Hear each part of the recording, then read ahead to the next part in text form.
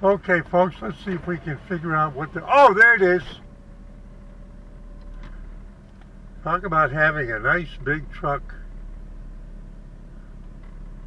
It's a generator or something like that. So that makes sense for the business this guy is in. And it's a South Carolina plate. So let me read the side.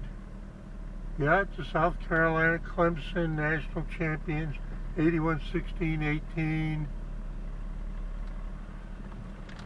You know, I've said to you, I'm going to do this intentionally. I've said to you that I've seen so much more commercial traffic in our area, that is the Piedmont. There's your tiger paws, Clemson. There you go, there's the Clemson Tigers. He really is into it.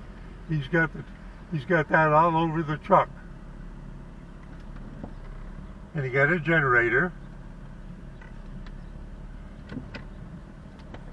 a Predator super quiet inverter. I'm not promoting anything. We could look it up. It says 5,000 something, and then it says 3,800 something. He's got natural gas cylinders in the back.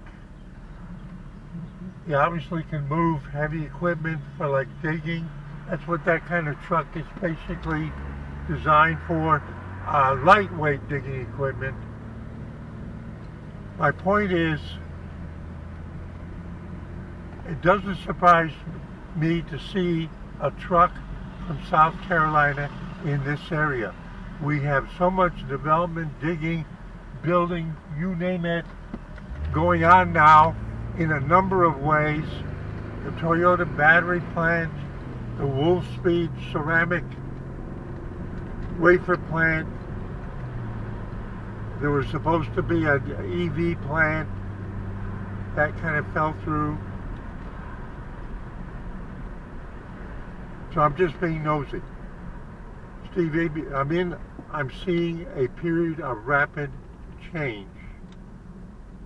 The Piedmont that I knew when I came here is going away real quick. Saying see you at 73.